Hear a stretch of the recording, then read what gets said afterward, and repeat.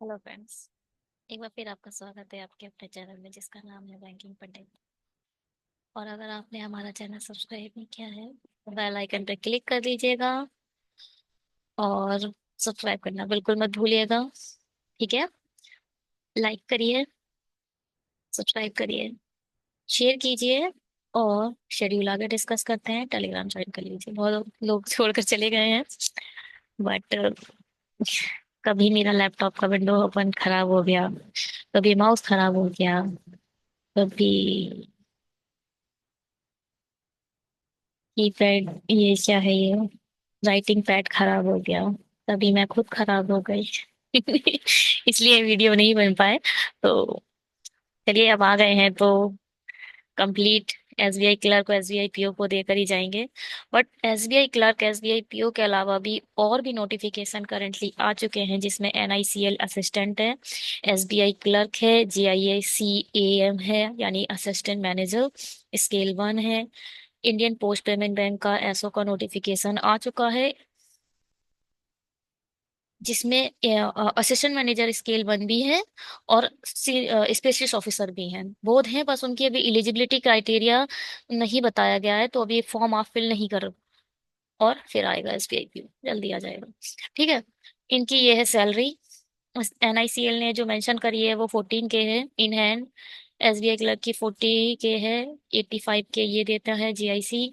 और इसका scale specialist officer Indian post payment bank का 1.4 लाख पर मंथ है ये। 2.25 तक ये इसकी रेंज है स्पेशलिस्ट ऑफिसर की।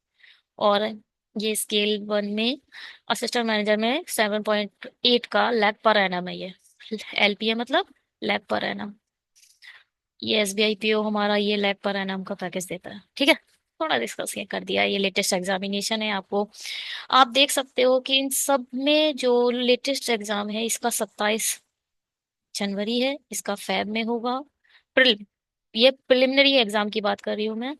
और ये जो है सबसे पहले एग्जाम आने वाला है 5 जनवरी को। मेरा एक और एग्जाम है 29 दिसंबर 2K24 को, जो है पंजाब एंड सिंध बैंक। ठीक है। आप लोग ने पता नहीं ये फॉर्म फिल नोटिफिकेशन में डिस्कस कर दोगे कभी कभी, अगर जो भी बीच में मैं खुद फॉर्म फिल करूंगी वो आपको भी बता देंगे। जिसके एग्जाम के एनालिसिस यूआईसीएल का एग्जाम एनालिसिस रह गया है वो देंगे। अच्छा। ये थोड़ा सा सिलेबस को है शेड्यूल।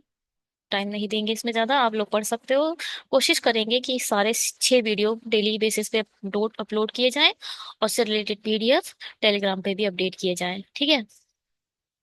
ये थोड़े एग्जाम पैटर्न की है। जीआईएस का जो जनरल एग्जाम होगा वो ये इस लेवल का ये होगा इसका पैटर्न। और स्पेशलिस्ट जो होंगे उनका पैटर्न ये होगा। एनआईएसीएल का प्रीलिम्स ऐसा जाएगा। एनआईएसीएल का मेंस ये है। अच्छा, इस मेंस में पता है अभी हुआ था यूआईआईसीएल, है ना, यही था। इस एग्जाम का बिल्कुल यही था। उसमें एक ही एग्जाम था, एक ही एग्जाम है मतलब उसका, और उसके बाद ही उसका इंटरव्यू प्रोसेस चलेगा, उसके बाद और कुछ नहीं है। अच्छा, इसमें एक चीज नहीं है। उसमें एस्से राइटिंग थी, एस्से और लेटर राइटिंग थी। इसमें वो चीज नहीं है। अदरवाइज वो 250 मार्क्स का था। 200 क्वेश्चंस थे और 120 मिनट्स थे। बट ऐसे राइटिंग के 30 मिनट्स और ऐड कर दो तो हो जाएगा कितना, 2.5 घंटे का पेपर हो जाएगा, है ना। उसमें क्या था, जो ये चीज है, यहाँ पर मार्क्स 40 थे और क्वेश्चन 20 थे। ऐसे बता रही हूँ। ऊपर का क्या था, यूआईसीएल 20 क्वेश्चन थे और 40 मार्क्स के थे। यहाँ उन्होंने क्या कर दिया था इंग्लिश में, ये कर दिया था 60 मार्क्स का 50 क्वेश्चन। ऐसा कुछ था पैटर्न उसका। यहाँ 20 बढ़ कम कर दो, यहाँ 20 बढ़ा दो। ये एसबीआई क्लर्क का प्रीलिम का एग्जाम पैटर्न्स है। ये एसबीआई क्लर्क के मेंस का एग्जाम पैटर्न्स है। और ये है हमारा आज का क्लास। क्लास जीआईसी एसओ और जनरल दोनों का सेम आएगा। जो आएगी रीजनिंग आएगी 20 मार्क्स की। ठीक है। तो ये है भाई। चलो, क्या है अब बताओ इसमें से। H greater than I select करना है। एच से आई गए और आई से डी गए। एच से आई तक गए, बट ये दो कंडीशन दिखा रहा है, एच ग्रेटर देन आई और एच इक्वल टू आई। यहां अगर इक्वल टू भी होता तो ये डेफिनेटली ठीक होता, बट ये बोल रहा है एज ग्रेटर देन आई, तो ये गलत है, ये सही नहीं है। इस पर आते हैं, एच से डी तक जाना है। ये बोलता है, ये जो कंडीशन है ना, ये आपको बस ये बताती है कि भैया कहीं ना कहीं ये, इनकी जो प्रायोरिटी होती है वो बहुत बड़ी होती है, हायर प्रायोरिटी रखते हैं ये तीनों symbol, greater than, less than और इक्वल टू।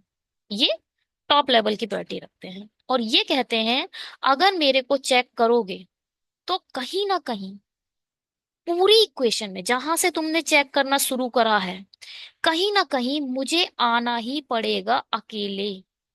अगर मैं अकेले नहीं आया तो मैं ठीक नहीं होऊंगा, मुझे अकेला आना पड़ेगा। ये ग्रेटर देन आई कह रहा है, बट ये ग्रेटर देन इक्वल टू है, जो कि इसकी प्रायोरिटी के हिसाब से छोटा है, क्योंकि ये दो दो लोगों से मिलकर बना है ना। डिपेंडेंसी हो गई इसकी दो चीजों पर, तो ये डिपेंडेंट है, बट ये किसी पर डिपेंड नहीं है, तो ये अकेला कहीं हमें दिखाई नहीं दे रहा। एच ग्रेटर देन आई हमें चाहिए था, तो ये गलत है। एच से डी तक दे दो। एच से डी तक जाते टाइम, एच से डी तक जाते टाइम कहीं भी हमें अगर एक बार ये मिल गया तो ये राइट हो जाएगा।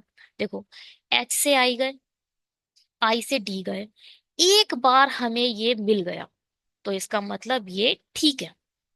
कहीं भी पूरे एच से डी तक जाते टाइम आपको एक बार बस ये मिल जाए तो समझो वो ठीक है, तो ये ठीक है, यानी ओनली टू। ठीक है, चलिए इसको बताते हैं, करते हैं। क्या है, एम से टी जाना है, एम से एल गए, एल कहीं दिख रहा है, इसमें भी नहीं है, इसमें भी नहीं है, नहीं है ना।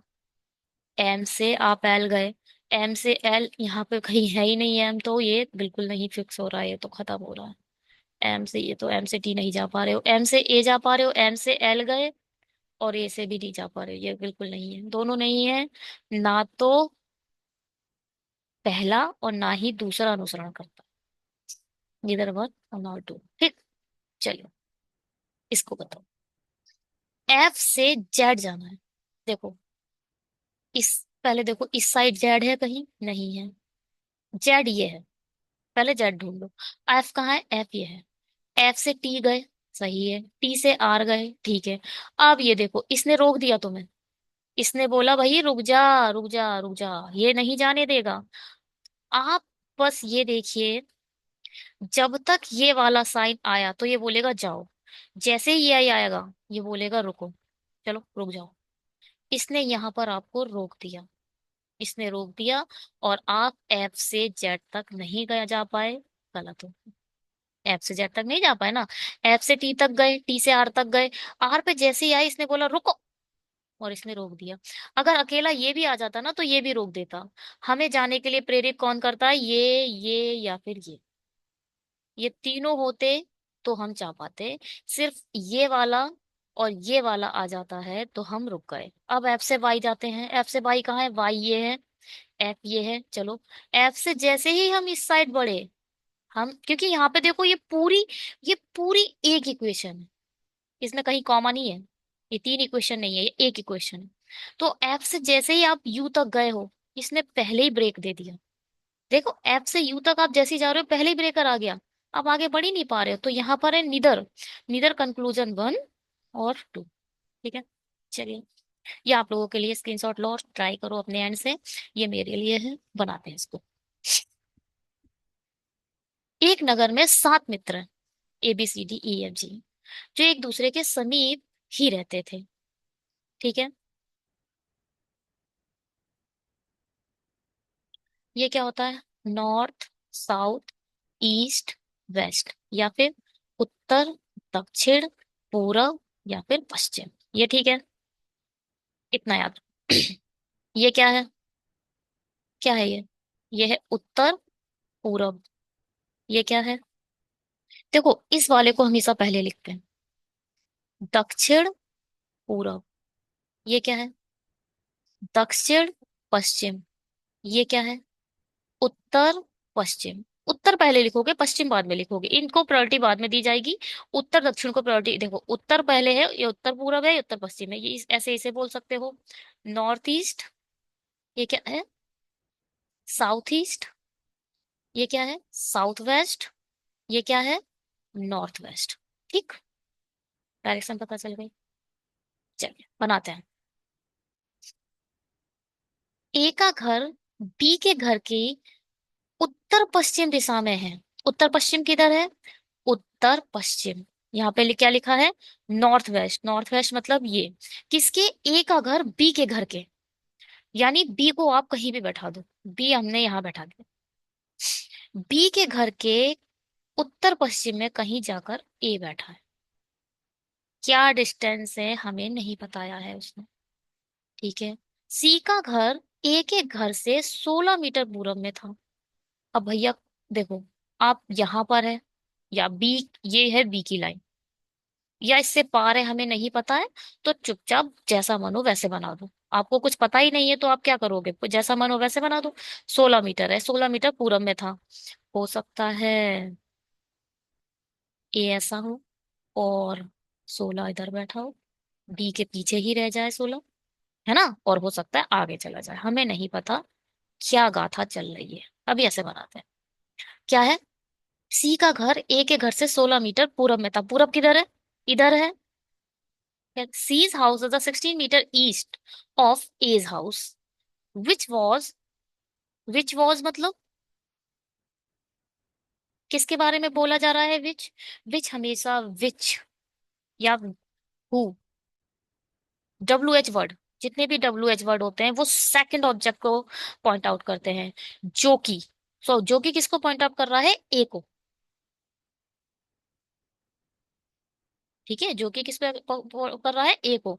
ए जो, जो कि डी के घर से 3 मीटर दक्षिण में है। हमारा जो ए है, ए यहाँ रखो, किससे दक्षिण में है?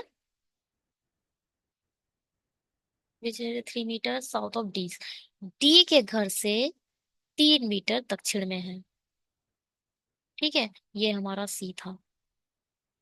ठीक है, यहाँ तक सही है। और वैसे दो दो बनाने की जरूरत नहीं है, पर मैं आप लोगों की जानकारी बस के लिए बना दे रही हूँ वैसे ही। यहाँ पर 3 मीटर है। ठीक है, ये थोड़ा एसबीआई पीओ लेवल है और जीआईसी लेवल है। हम्म, चलिए ठीक है, ये हो गया। अब कहाँ पर पहुंच गए थे हम? ये ठीक है। ई का घर सी के घर से दक्षिण पश्चिम दिशा में इस प्रकार था। ई का घर सी के घर से दक्षिण पश्चिम दिशा में इस प्रकार था कि बी के घर से 3 मीटर पूरब में था। पहले तो E's house is the south west direction from C's house. South west direction, E's house किस, सीज हाउस, सीज के हाउस से, सी का जो भी हाउस है उसके घर से साउथ वेस्ट डायरेक्शन पहले बताओ। पहले डायरेक्शन कैसे निकालते हैं? Give me moment, I just want to change the color of my pen. हाँ। हम्म, देखो भाई, डायरेक्शन कैसे निकालोगे? जहां भी बोला जाए वहां पर आप इस तरीके से बना दो अपने आप। स्टार्टिंग में ऐसे करना पड़ेगा। ठीक है। और यहाँ यहाँ पर हो आप, क्या बोल रहा है? E's house is the south west direction from C's house. C के हाउस से साउथ वेस्ट या फिर दक्षिण पश्चिम दिशा। सी के घर से साउथ वेस्ट किधर है? देखो साउथ वेस्ट ये है, दक्षिण पश्चिम ये है, यानी यहां कहीं। साउथ वेस्ट कहाँ से कहाँ तक है आपको पता है? ये भी साउथ वेस्ट है, ये भी साउथ वेस्ट है, ये भी साउथ वेस्ट है, ये भी साउथ वेस्ट है, ये भी साउथ वेस्ट है, ये भी साउथ वेस्ट है, ये भी साउथ वेस्ट है। ये पूरा सी का जितना भी एरा है, यहां से लेके ये वाला एंगल 90 डिग्री, ये सब साउथ वेस्ट है। भाई ये पूरा साउथ वेस्ट है ना, ये पूरा 90 डिग्री। अब आपको कैसे पता चलेगा कि कहाँ पर रखना है? इसके लिए उसने एक चीज और बोल दी है, in a such a way that is 3 meter to the east of B. अब बी का, अब इसको आप हटाओ, इसको आप यहाँ रखो, ये है हमारा बी। अब बी का ईस्ट किधर है? ईस्ट कौन सी लाइन होती है? ये वाली। यानी हमें बिल्कुल यहां पर डॉट चाहिए, यहां पर, या फिर यहां पर चाहिए होगी। ये तो इसका दक्षिण हो जाएगा। इसका मतलब मुझे यहां पर कहीं रखना पड़ेगा, या फिर मैं यहां पे रख दूं, कहीं रख दो। बट इन दोनों के बीच का जो गैप होगा वो 3 मीटर होगा। बात समझ में आई? ये हमारा बी का पॉइंट है। आपने इसको सपोज यहाँ रख दिया, यहाँ पे आपने रख दिया पॉइंट, और ये बोल रहा है इन दोनों का जो बीच का होगा पॉइंट, वो कितना होगा? 3 मीटर। ये 3 मीटर है। ये हमारा साउथ वेस्ट डायरेक्शन हो गई। ठीक है। दक्षिण पश्चिम दिशा में है, बी के घर से 3 मीटर, बी के घर से 3 मीटर पूरब में, पूरब इधर की तरफ है। ठीक है जी। आगे बढ़ते हैं। है क्या ये डायरेक्ट, ये क्या बिंदु था? ई। ये है ई।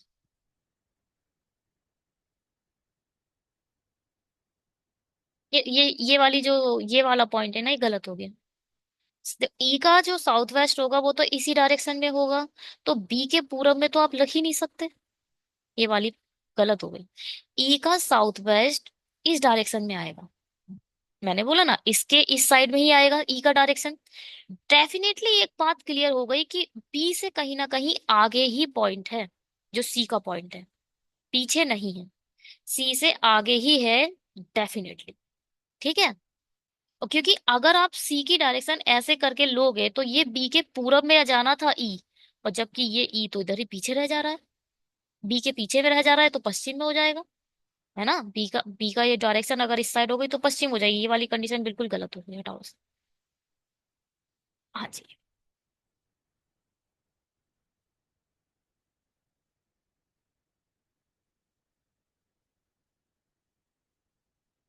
हाँ जी। अब क्या बोल रहा है?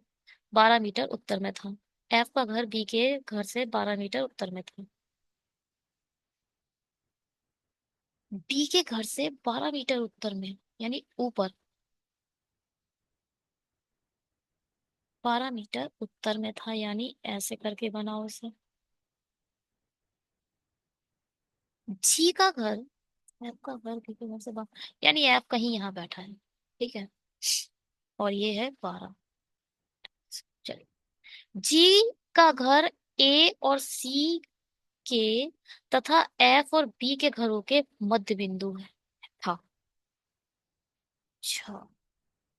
ए और सी का मध्य बिंदु ये है, और एफ और बी का मध्य बिंदु, ओहो, ये पता है कैसे बनेगा? ये बिल्कुल जो ये बनेगा वो ऐसे बनेगा। इसका बिल्कुल मिड पॉइंट ले लो।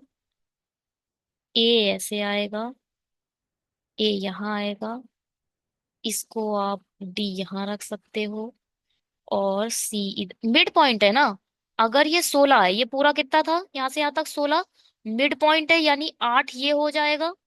ये वैसे बार बार बनाने की जरूरत नहीं है, इसे बनाने की जरूरत नहीं है, मैं यहाँ पर भी डिसाइड कर सकते हैं हम। 8 मिड पॉइंट बोल दिया। मिड पॉइंट मान लो, अब बनाने की क्या जरूरत है, पेपर में तो ये कलाकारी थोड़ी करनी पड़ेगी। ये मिड पॉइंट बोल दिया तो इसका मतलब 8 8 इसे बांट दो। ये पूरा यहाँ से यहाँ तक 6 है, ये 6 है, और ये 6 है। ठीक है। कुछ बात समझ में आई?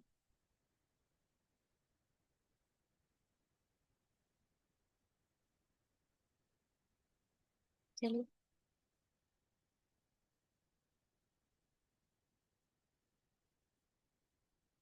चलिए ठीक है। आपका मतलब अच्छा है कौन सा? ये है पॉइंट जी।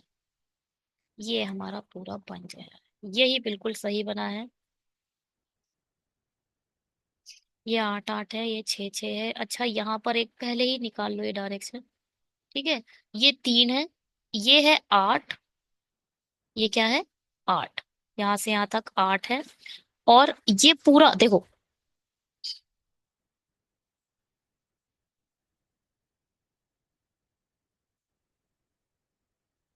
ठीक है, ठीक है ना, ऐसे कर प्रश्न को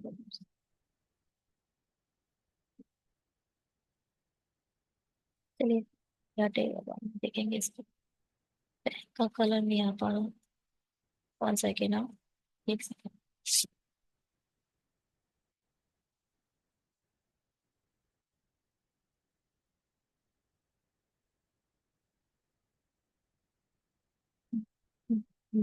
चलिए, क्या बोल रही थी मैं, देखो भाई, ये है यहां से लेकर यहां तक, ये यहां से लेके यहां तक 6 है। हम्म। ये यहां से लेके यहां तक 3 हो गया, क्योंकि ये 3 है तो ये भी 3 होगा, ये 8 है तो ये भी 8 होगा, है ना। तो यानी हम कह सकते हैं यहां से लेके जो ये डायरेक्ट लाइन है वो 3 होगी। ये पहले ही आप सबको डिसाइड करना होता है, सब कुछ पहले डिसाइड करना होता है। अब देखो ये 3 है, यहाँ पे एक लाइन डालो। मैं आपको बता रही हूँ ये कैसे आप डिस्कस करते हैं। ये 6 है तो ये भी 6 होगा। सपोज उसने यहां से ये लाइन पूछ ली, या फिर उसने ये वाली, हाँ इसकी डायरेक्ट ये वाली लाइन की लेंथ पूछ ली है कितनी होगी, तो कैसे निकालोगे। ये पॉइंट, ये पॉइंट आपको पता चल जाए, ये कितना है, ये पूरा यहां से यहां तक 8 है, ये 3 है, यानी ये भी 3 होगा, तो ये 5 होगा। ये क्या होगा तो फिर, पचम 25, 6 छंग 36, 6 5 11, 3 2 6 और 1 7, ये रूट 71 हो जाएगा। ठीक है, हाँ 61 होगा, 61 होगा ये, ठीक है। ये सीई की लेंथ आ गई। अच्छा इस वाले की लेंथ बताओ, बीई की लेंथ कैसे निकालेंगे। अट्ठू अट्ठू 64 प्लस 6 छंग 36, 6 4 10, ये 6 है ना, हाँ ठीक है। और 10, 6 4 10 यानी 100, यानी ये 10 आ जाएगा। ये भी कितना आ जाएगा, 10 आ जाएगा। अब ये डायरेक्शन देखो, यहां से लेके यहां तक अगर उसने एफडी की लेंथ पूछ ली तो कैसे निकालोगे। अट्ठू अट्ठू 64, 3 3 9, ये कितना हो जाएगा, इसमें पूरा डाल दो, 10 डालो, 74, एक कम कर दो 73। ये लेंथ कितनी आ गई, 73 आ गई। ये हमारी 10 आ गई, 6 6 36, ठीक है, ये 10 आ गई। ये कितनी है, 55 6 6 36, ये 61 आ गई। और कुछ, ये पूछने को तो भाई कुछ भी पूछ सकता है। चले आगे बढ़ते हैं। मैं पहले इसको कॉपी करती हूँ, 1 सेकंड दे दीजिए आप।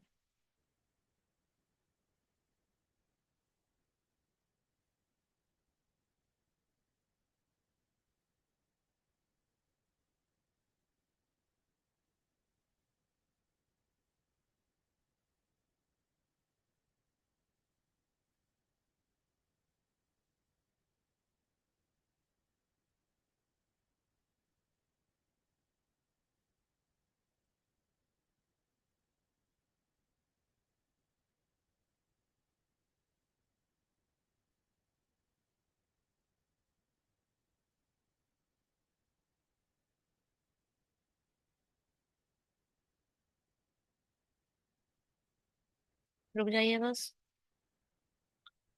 हाँ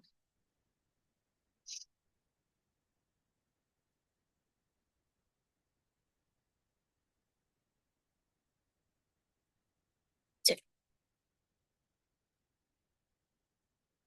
क्वेश्चन करते बताइए। हम्म।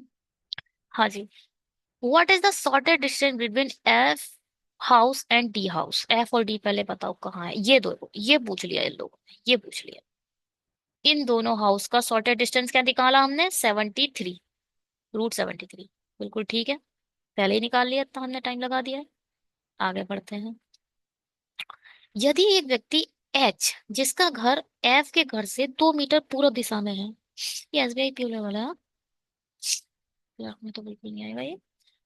यदि एक व्यक्ति एच जिसका घर एफ के घर से 2 मीटर पूरब में है, एफ से घर से पूरब किधर चलोगे, इधर चलोगे, यहाँ आ जाओगे। देखो भाई, ये 3 है, और ये बिल्कुल हमारे एफ बिल्कुल यहाँ पर बैठा है। तो ये 3 है।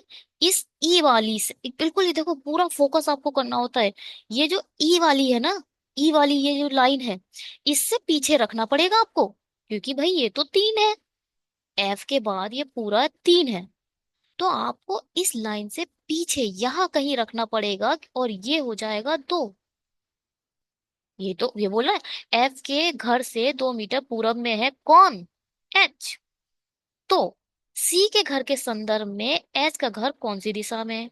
भाई हमारा सी है ये। तो एच की डायरेक्शन क्या होगी बताओ? यहाँ पर आप डायरेक्शन कैसे निकालते हो?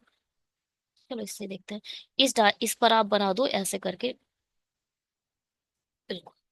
और ये डायरेक्शन ये है, तो ये डायरेक्शन क्या है भाई? उत्तर पश्चिम। उत्तर पश्चिम या फिर what? North west. North west. ठीक है। देखते हैं। ठीक है। इसको बताओ। If a person start walking from D's house towards B's house. देखो, डी कहाँ है? डी है। डी के हाउस से कहाँ जा रहा है भाई? Towards B's house. बी के घर तक जा रहा है कोई, ये गया। ये देख रहे हो कहाँ से इसने ट्रायंगल बनाया है? मैं आपको इस ट्रायंगल को बाहर बताऊं ऐसे करके बना के? हम्म, ये पता है क्या बन गया ये ये है 6, ये है 3, देखो यहां से लेके यहां तक ये ट्रायंगल है ये वाला, है ना? ये है ये। ठीक है। ये बना है ये। तो ये 6 3 9, ये तो 9 आ गया। ये कितना है? ये है 8। हम्म। क्या बोल रहे हैं? Then what will be the total distance covered by him? D से बी तक आने में वो टोटल डिस्टेंस पूछ रहा कितना होगा? अट्ठू अट्ठू 64। ये क्या? ठीक है। और 9 में 81। 4 5 6 6 12 13 14 135। सही है ये, कुछ गलत करा है? शॉर्टेस्ट पूछ रहा है total distance covered by him. 8 9 8 8 16 17। देखो इसने ना ये बनाने की मुझे लग रहा कोई जरूरत नहीं है यहाँ पर। आंसर देखते हैं पहले क्या है। हाँ मुझे लग रहा है ये ना, ये शॉर्टेस्ट पाथ थोड़ी पूछा देखो, जब वो शॉर्टेस्ट पाथ पूछे ना तब हम इसको करेंगे। जब तक उसने शॉर्टेस्ट नहीं पूछा तो कि वो सिर्फ ये पूछ रहा है टोटल डिस्टेंस। ये सबसे, ये आप ये मार के आ सकते हो, ये सबसे ज्यादा गलत करवाने वाला क्वेश्चन है।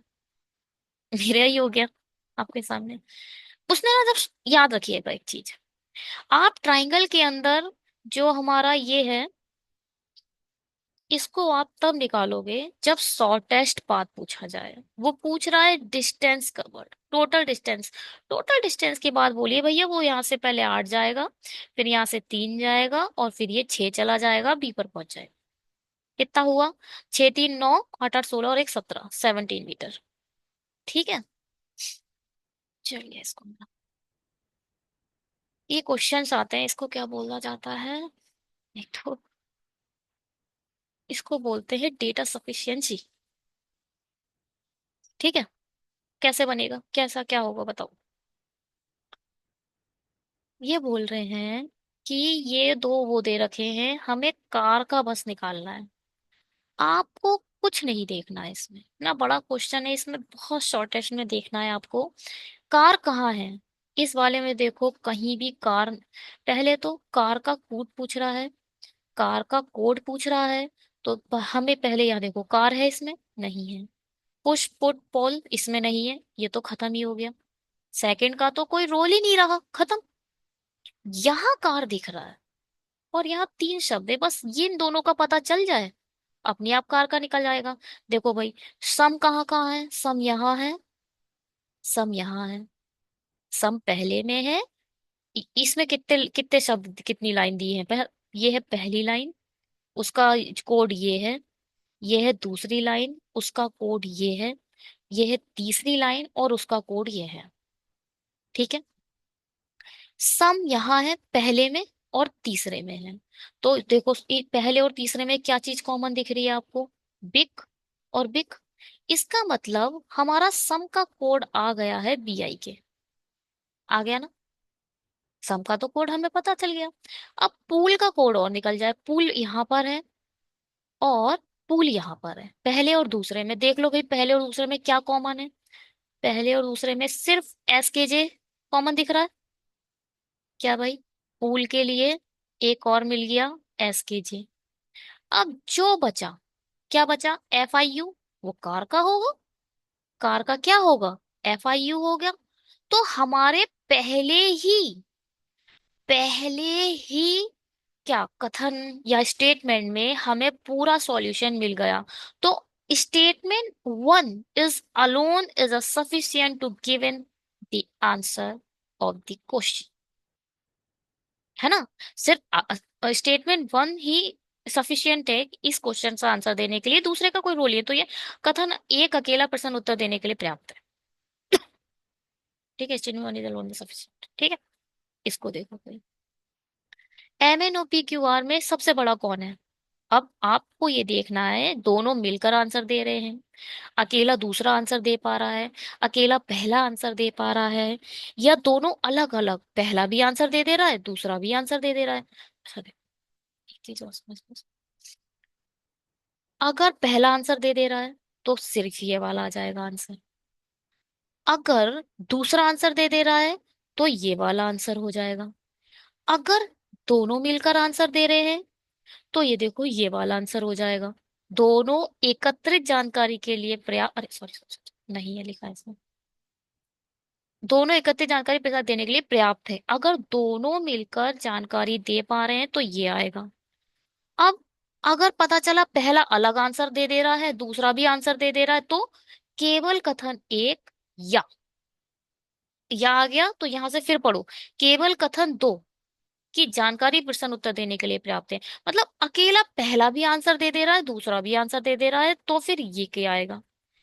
अगर दोनों मिलकर भी आंसर नहीं दे पा रहे हैं तो ये आएगा। बात समझ में आई? ये होती है डेटा सफिशिएंसी। चलिए, हम देखते हैं क्या चक्कर है इसमें। हम्म? हमें निकालना क्या है? सबसे बड़ा कौन है? एन ओ और पी से बड़ा है लेकिन एम और क्यू से जितना बड़ा नहीं है। क्या क्या लिखा? पहले धीरे धीरे पढ़ते हैं, जब एक बारी में नहीं पढ़ते हैं इस क्वेश्चन को।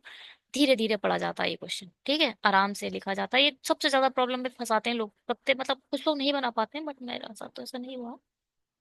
One second, what is this annotation?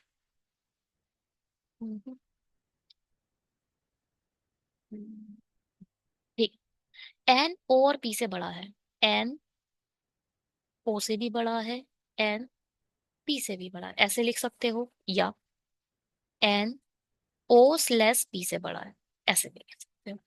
लेकिन एम और क्यू से जितना बड़ा नहीं है, यानी एम और क्यू से दोनों से छोटा है, ऐसे भी लिख सकते हो आप। यहाँ एम और यहाँ क्यू।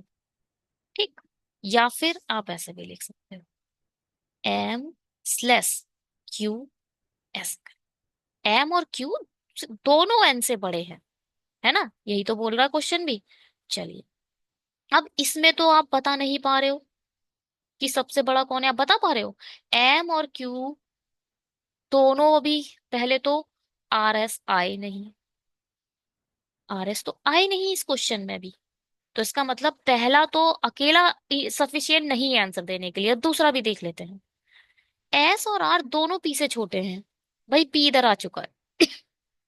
पी से दोनों छोटे हैं कौन? एस और आर। चलिए, हमें फोकस छोटे पे करना ही नहीं है, हमें तो बड़े की ओर जाना है। अब यहां पर क्या चल रहा है डजेंट मीन, हमें कोई मतलब नहीं है इधर से। M N O P Q R S, M N O P Q R S सब आ चुके हैं। सब आ चुके हैं, देख रहे हो आप लोग?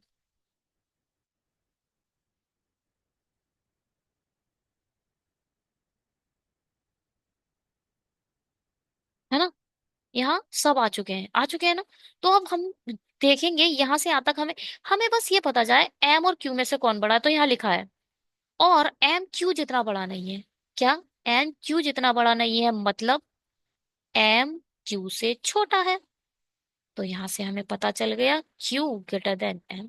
तो सबसे बड़ा कौन है? क्यू। हमें ये चीज तब पता चली जब हम दोनों इक्वेशन का यूज कर रहे हैं। दोनों इक्वेशन का यूज करने के बाद हम सॉल्यूशन तक पहुंच पा रहे हैं। तो यहां पर सॉल्यूशन क्या होगा? Data in a statement one and two are together, not sufficient नहीं है, सफिशिएंट है। Data in a statement one और two together are sufficient to answer the question. ठीक है, यानी ये वाला आंसर हमारा। ठीक है, चलो जी से बनाते हैं। अरे सॉल्यूशन मैंने पहले दिखा दिया। इसको बनाते हैं, चलो।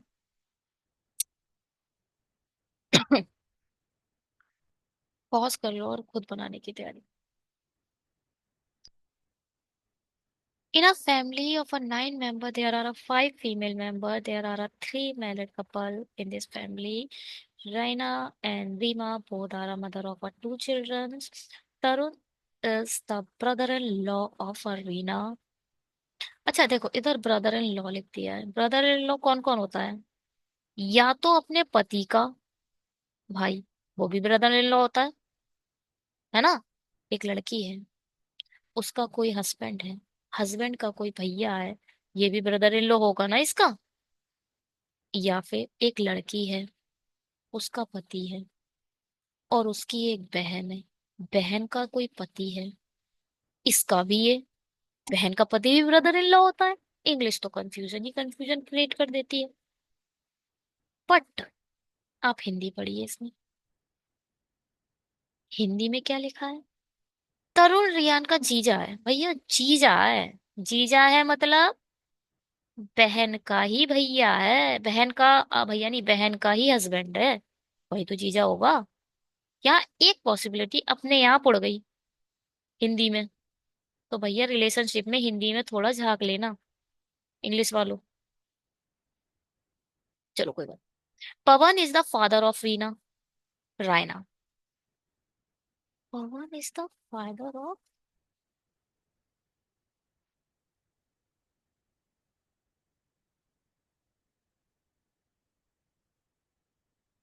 पवन रियाना के पिता हैं। अच्छा। Varun is the son-in-law of Rima. Yuvi is the brother of Riya. Vashma is the daughter of Seema. Vashma and Varun have no sibling. Raina has a sister Hui. चलिए बनाते हैं थोड़ा सा, पढ़ते हैं बनाते हैं पढ़ते हैं। आराम से बनाते हैं, बिना किसी जल्दबाजी के। In a family of a 9 member, first of all 9, सब चीजें लिख लिया करो इसमें। There are a 5 female, female को मैं माइनस से रिप्रेजेंट करती हूँ। तो कितनी है ये? 5। और यानी 9 लोग हैं, 5 फीमेल है, तो ये इसका मतलब ऑटो पता चल जाता है कि 4 मेल रहे होंगे। ये आपको खुद डिसाइड करना है। There are 3 married couple, married couple को मैं मोस्ट प्रोबेबली इक्वल साइन से रिप्रेजेंट करती हूँ, तो 3 इक्वल साइन भी आएंगे इन दिस फैमिली। ठीक है, मैंने ब्लड एंड रिलेशनशिप का बेसिक वीडियो भी डाला है, बेसिक टू एडवांस है वो, आप देख सकते हो। चैनल पे जाओ और आराम से देखो, उसमें आपको साइन रिप्रेजेंटेशन अच्छे से बता दिया। अब Raina and the Reema both are the mother of a 2 children. भैया इधर लिख लो, रायना मदर है यानी माइनस आ गया, रीमा दो, दो क्या है? क्योंकि मदर है तो दो ऐसे करके ट्री, हमेशा चिल्ड्रन नीचे आएंगे, और अगर इसके पिता कोई मदर आएंगी तो वो ऊपर की ओर आएंगी। ठीक है, जो बड़ी जनरेशन होती है वो ऊपर की ओर बढ़ती है, छोटी जनरेशन हमेशा नीचे की ओर बढ़ेगी ट्री में। तो अब माँ से बच्चे छोटे ही होते हैं ना, तो बच्चे नीचे आ जाएंगे, माँ ऊपर चली गई। ये है रायना है, रीना है, रायना है। चलिए ठीक है। Tarun is the brother in law of a Raina. देखो, रायना की डेफिनेटली कोई एक बहन है, जो सिबलिंग वाला रिलेशन होता है वो सिंगल लाइन से रिप्रेजेंट करते हैं। ठीक है। यहाँ पर को आएगी रायना की एक बहन, और बहन का एक हस्बैंड होगा, क्योंकि भाई ये वाली लाइन मैंने पढ़ ली है, तरुण रेयान का जीजा है। ठीक है। तो तरुण यहाँ पर लिख दो। तरुण कौन है, यहाँ लिख दो। तरुण क्या हो गया है, रायना का यहाँ जीजा बन गया ये। Pawan is the father of Raina. Pawan को ऊपर पहुंचाओ, पवन की मतलब माता भी होंगी कोई, और यहाँ कौन आ जाएगा, पवन। कोई प्रॉब्लम यहाँ तक। अब फादर है तो प्लस साइन। ठीक है। Varun is the son in law of a Reema. Reema का एक कोई बेटी है, रीमा की बेटी है, दो बच्चे हैं, दो बच्चों में से कौन बेटा है कौन बेटी है हमें नहीं पता। बट एक बेटी जो है, बेटी की जो शादी हुई है वो भाई वरुण से हुई है। ठीक है। हाँ, ये तरुण है ना। हाँ, ये तरुण है या वरुण है, ठीक है। Yuvi is the brother of Riya. ऐसे लिख लो अलग कहीं। कहीं रिया एक लड़की, रिया लड़की है लड़का है पता नहीं। रिया का जो भाई है वो यूबी है। यहाँ देखो, जो आपको दिया है आप वही लिखोगे, नाम की भावनाओं में मत खो जाइएगा। रिया लड़का भी हो सकती है, हो सकता है, आई मीन। ठीक है। यहाँ रिया का भाई यूबी है, रिया लड़की है या लड़का है तो वो नहीं बताया है। रिया पे कुछ मत साइन लगा देना, पता चला रिया को आईएनएस कर दिया, ना ना ना, अभी हमें पता नहीं है। वो हम बाद में डिसाइड करेंगे क्या है, लड़का है लड़की है, हमें नहीं पता अभी तक। Wasma is the daughter of a Seema. कोई भी एक सीमा है, सीमा की एक डॉटर कौन है, वसमा। अब सीमा, सीमा इसके पापा हैं, सीमा इसकी मम्मी है, हमें नहीं पता। सीमा का भी हमें अभी जेंडर नहीं पता है, तो देना मत, रुक जाओ। ये लिखा है वसमा इज द डॉटर ऑफ सीमा, ऐसा। अब सीमा की डॉटर, हो सकता है ये पिता हो, पिता की भी तो बेटी होती है ना, या फिर माई माँ की बेटी होती है। तो सीमा का नाम पर मत जाइएगा, रुक जाइएगा। चलिए। Wasma and a Varun have no sibling. अब यहाँ लिखो, देखो ऐसे करके एक लाइन सिंगल बनाओ और काट दो, एक सिंगल लाइन बनाओ काट दो। वसमा और क्या, वरुण की कोई भाई सिबलिंग नहीं है, इसका मतलब इसका कोई भाई बहन नहीं आने वाला है। ठीक है। Reena has a sister. Raina has a sister, वो तो हमें पहले ही पता है, तभी तो उसके जीजा भी होंगे।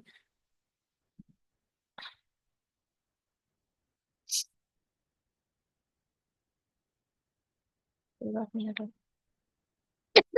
इन्होंने जो चीज यहाँ बताई ना, वो हमने पहले ही कहीं निकाल दिया है। रायना की एक बहन है, बहन होगी तभी तो जीजा बनेगा कोई, चलो हटाओ।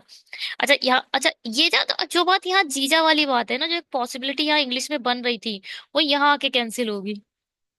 रीना की मतलब एक सिस्टर है ना, तो हम ये दो पॉसिबिलिटी बना रहे थे कि बहन का पति होगा ना, तो यहाँ आकर वो कैंसिल हो जाती है, बट वो पहले ही कैंसिल कर दिया हमने हिंदी में पढ़कर, चलिए।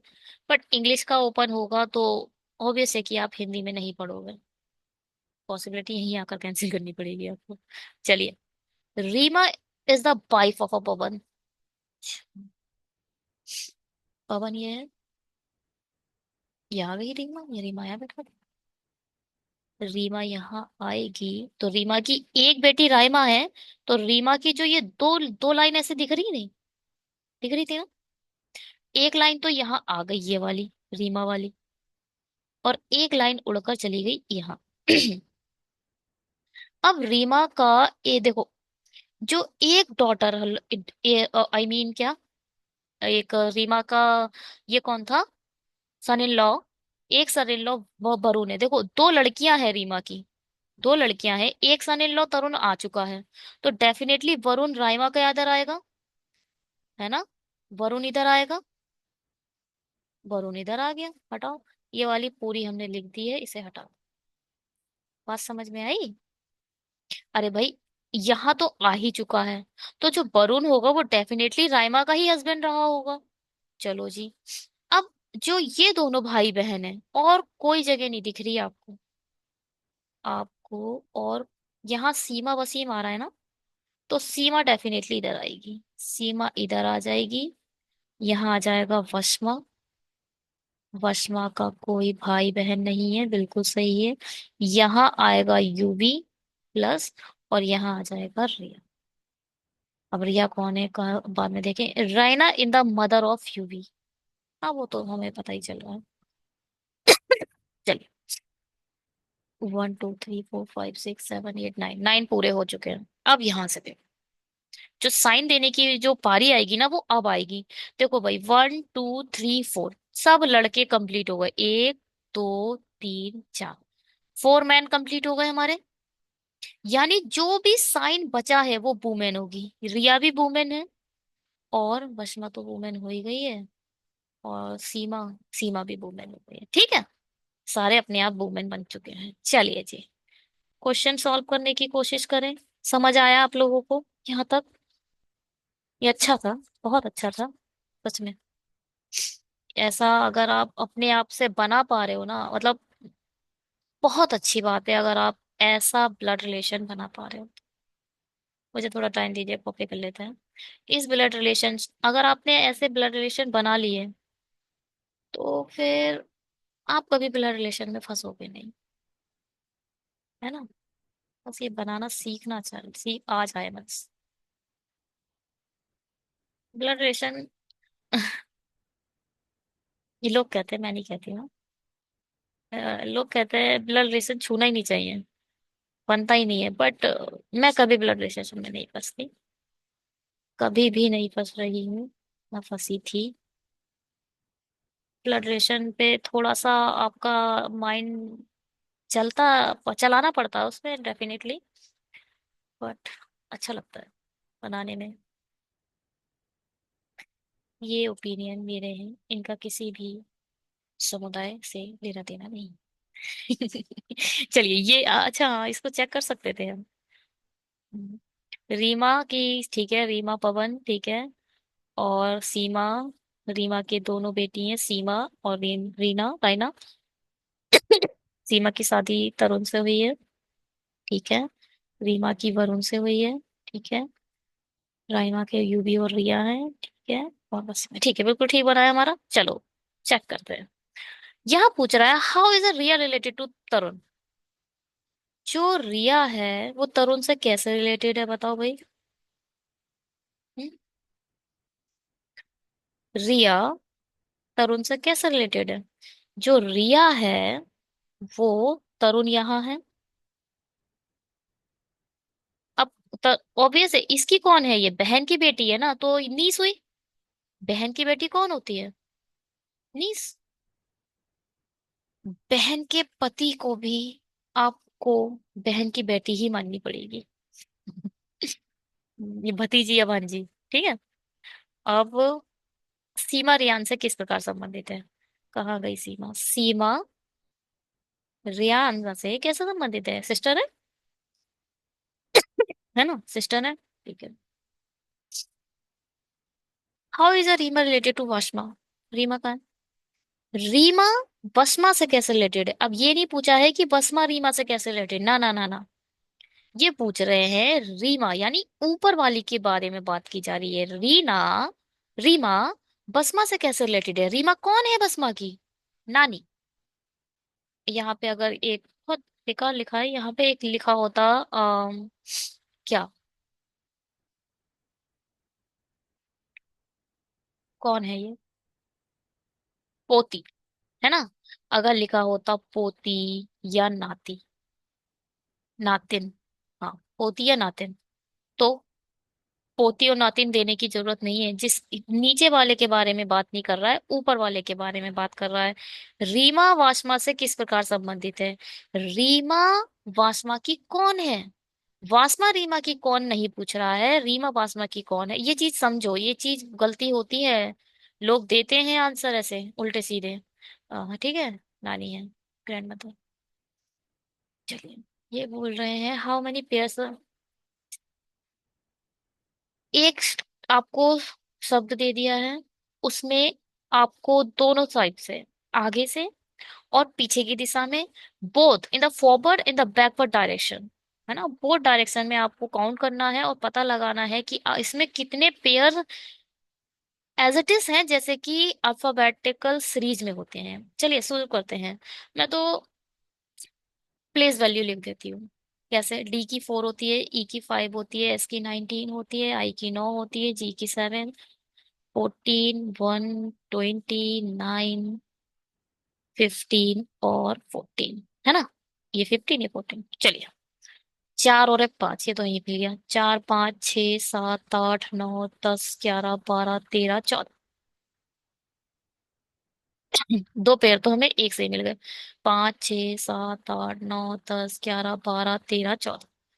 एक ये भी मिल गया। ठीक है। 19, 20, 21, 22, हटाओ। 9, 10, 11, 12, 13, 14, 15। ये यहाँ से ये भी मिल गया। 7, 8, 9, 10, 11, 12, 13, 14, 15, 16, 17। 1, 2, 3, 4, 18, 20, 21, 9, 10 नहीं हो रहा है, 15, 14, 15। एक यहाँ पर ये मिले, कितने हो गए? 1, 2, 3, 4, 5। देखो भाई, 1, 2, 3, 4, 5। चार से अधिक ठीक है। जरूरत नहीं है अब काउंट करने की, जब चार से अधिक का तो ऑप्शन ही नहीं है ना, और ज्यादा देते तब बात थी। ये आप लोगों के लिए स्क्रीनशॉट लो और बनाना शुरू करो। ओह नो, इसको छोटा नहीं लिखा है, तो गलत बात है। हम कहाँ बनाएंगे इसे? तो इसे हम थोड़ा सा पॉज करके स्टॉप कर लेते हैं थोड़ी देर के लिए स्क्रीन को। और क्या करते हैं, इसको थोड़ा सा करना पड़ेगा हमें अपने लिए काम।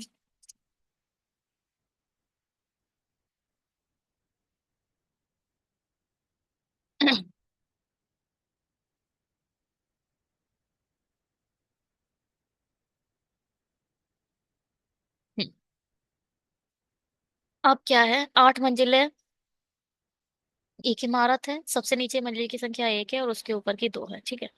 8, 7, 6, 5, 4, 3, 2, 1। ये SBI PO लेवल नहीं है, अच्छा। इतनी नन्ही सी नहीं आएगी। वही आ भी सकती है। मैं सिर्फ अभी प्रीलिम्स, इस समय प्रीलिम्स की बात चल रही है, मेंस की नहीं चल रही। ई छठी मंजिल पर रहता है, जो बी के ठीक ऊपर है।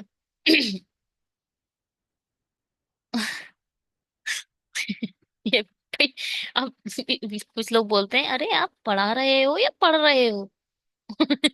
अब इसमें मैं क्या बताऊं? सबसे नीचे एक है, क्या लिखा है? 8 people ABCD live in the 8 story building.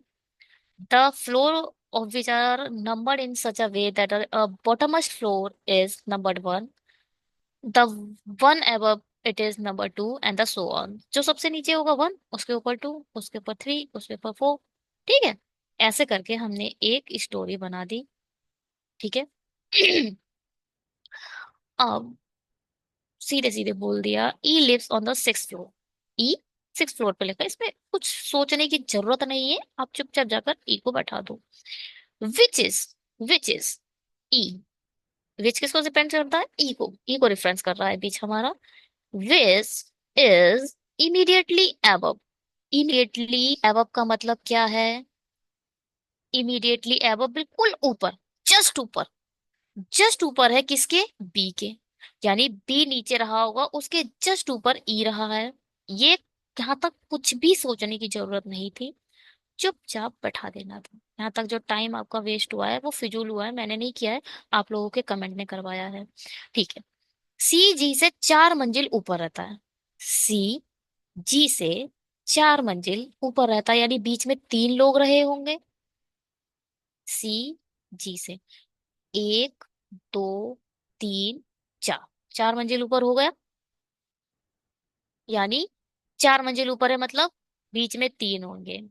अगर बोलूं मैं, सी जी से 15 मंजिल ऊपर रहता है, यानी बीच में 14 होंगे। She lives 4 floor above G. G से अगर मैं बोलूं, she lives 8 floors above N, N के 8 फ्लोर अबव है, मतलब बीच में 7 होंगे। ठीक है, ये ऐसे ही समझाने के लिए था।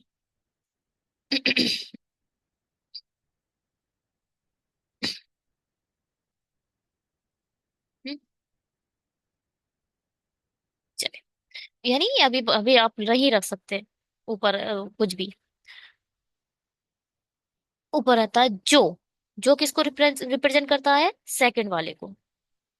हु, हु किसको रिप्रेजेंट करता है, हु, ये वाला हु किसको रिप्रेजेंट करेगा, जो जस्ट पहले हो, उसके करीब वाले को रिप्रेजेंट करता है। जो ए से ऊपर रहता है, कौन, जी। जी कहाँ रहता है, ए से कहीं ऊपर रहता है, यानी ए नीचे कहीं रहा होगा। देखो भाई, इमीडिएट जी ए से ऊपर रहता है। अगर ऐसे बोला जाता है जी ए के इमीडिएट ऊपर रहता, तो मैं एक इसके पड़ोस में एरो बनाती।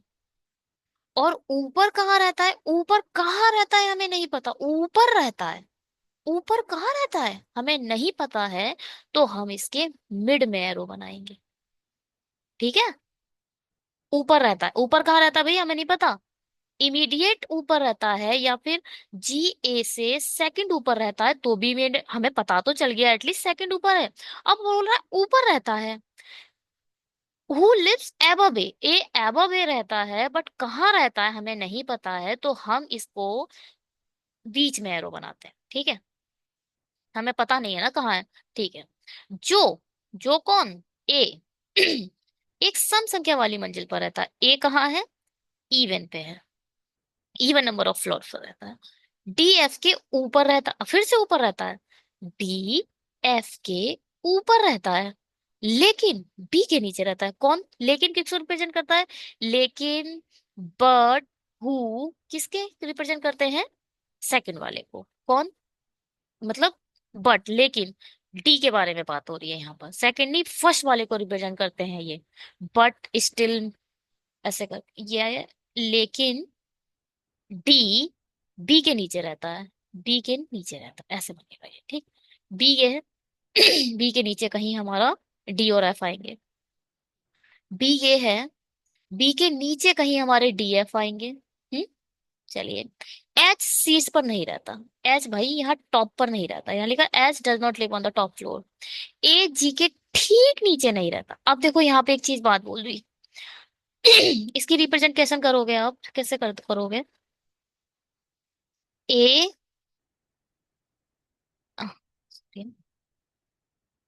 इमीडिएटली नीचे नहीं रहता, इमीडिएटली नीचे नहीं रहता जी के, तो आप इसको ऐसे करके क्रॉस कर दो कि भाई इसके जो इमीडिएट है ना, नहीं रहेगा। तो यहां पर ऐसे करके क्रॉस करने का मतलब है कि ए और जी के बीच में एटलीस्ट कम से कम एक का स्पेस तो है ही है।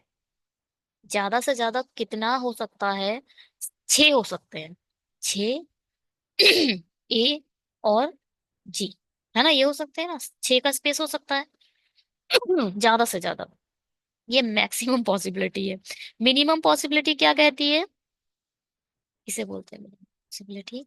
मिनिमम पॉसिबिलिटी कहती है एटलीस्ट एक तो है ही है, इसे बोला जाता है मिनिमम पॉसिबिलिटी। चलिए बनाए, शुरू करें इसे।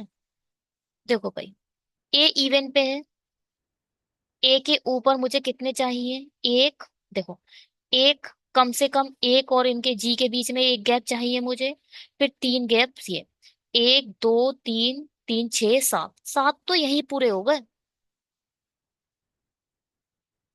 और कोई पॉसिबिलिटी भी नहीं दिख रही है आपको, 7 नहीं, क्योंकि ए तब 7 होंगे जब ए 1 पर होगा, बट ए 1 पर हो ही नहीं सकता, ए डेफिनेटली 2 पर है, 1 इसके नीचे ही होगा, यानी 8 कंप्लीट, यही पॉसिबिलिटी खत्म हो गई।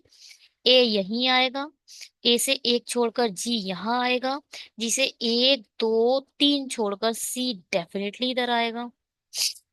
ठीक है, अब बी के नीचे मुझे डी और एफ चाहिए, केवल 2 ही प्लेस मुझे दिखाई दे रहे हैं। डी डेफिनेटली इधर आ जाएगा, एफ डेफिनेटली इधर आ जाएगा, एच बचा, एच इधर आ जाएगा। वजन सॉल्व। कुछ समझ नहीं आया। नहीं आया? क्या आया? CHEB, GDAF, ठीक है। चलिए इसको बनाते हैं।